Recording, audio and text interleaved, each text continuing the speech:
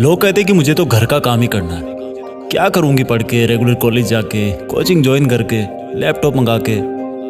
2-4 साल बाद जब शादी हो जाएगी तो फिर पति कमा के देगा ना पैसे। और जिनका पति कमा रहा है उनके तो घर में एक ही काफी है कमाने वाला।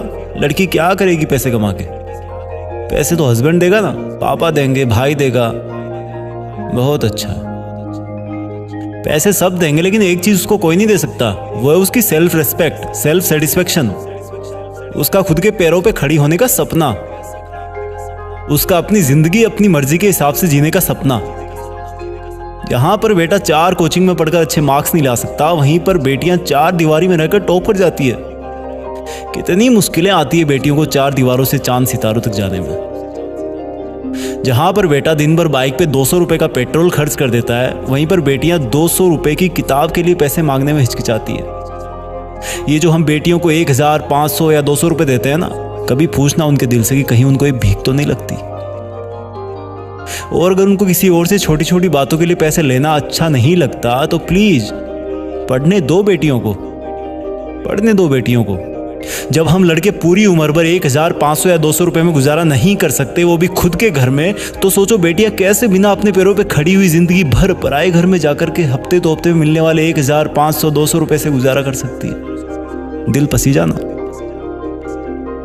देखो, अगर आप लड़की के बड़े भाई हो, हस्बैंड हो या पेरेंट्स हो, तो उनकी पैरों पे खड़ी ना होने वाली सिचुएशन अपने ऊपर लेके देखो। फिर भी ऐसा लगे कि बेटियां सिर्फ माँ बाप, भाई या हस्बैंड की कमाई से काम चला लेगी, तो मैं कहूं उस तरीके से आज ही हिसाब लगा के देख लेना। डियर पेरेंट्स, ये जो चहकने वाली चिड़िया जैसी बेटी है ना आपकी, वो किसी दिन दूसरे घर की बहू बनेगी। और वो वहां जाने के बाद आपको अपनी प्रॉब्लम कभी नहीं बताएगी, क्योंकि वो आपको रुलाना नहीं चाहती। उसे अपने ससुराल की इज्जत बनाए रखने को कहा जाएगा। बहनों के बड़े भाइयों, ये जो तुम बड़े रौब से अपनी सिस्टर को कहते हो ना कि घर में रह के पढ़ लिया कर, तो सुन ले बड़े भाई, तू वीकेंड पे ना बाहर जाके थोड़ी पार्टीज कम कर लिया कर, घूमने ना जाओ, मोबाइल से मत पढ़ा करो। इन सब की नसीहत देते रहते हो ना, वही सिस्टर किसी दिन एक परिवार की काम वाली बहू बन के रह जाएगी। बेटियां कहने को तो 2 घरों की होती है, लेकिन असल में कभी कभी ना इधर की होती है ना उधर की। टाइम बदलता है। हर एक माँ कभी बेटी थी और बेटी ही किसी दिन माँ बनती है। और अगर कोई बेटी इस वक्त जीत फिक्स के इस वीडियो को देख रही है ना या सुन रही है, तो सुनो बेटी, अगर तुम भी बेटी की माँ बनो किसी दिन, तो अपनी कहानी जरूर सुनाना उसको। शायद सब लोग बेटियों को बेटों के बराबर स्वीकारना शुरू कर दें।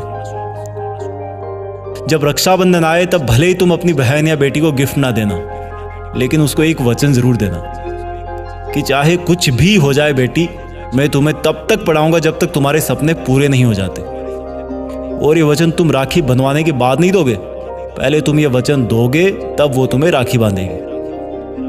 और मेरी बहन, अगर तुझे भी कुछ मांगने को कहा जाए ना, तो तू ये मांगना कि भैया या पापा, मैं इस घर से जाने के बाद तभी खुश रह पाऊंगी जब मैं अपने पैरों पर खड़ी हो जाऊंगी, नहीं तो मैं खुलकर नहीं जी पाऊंगी और आपको अपनी प्रॉब्लम कभी बताने वापस नहीं आऊंगी। आओ कुछ बदलाव करते हैं। जय हिंद।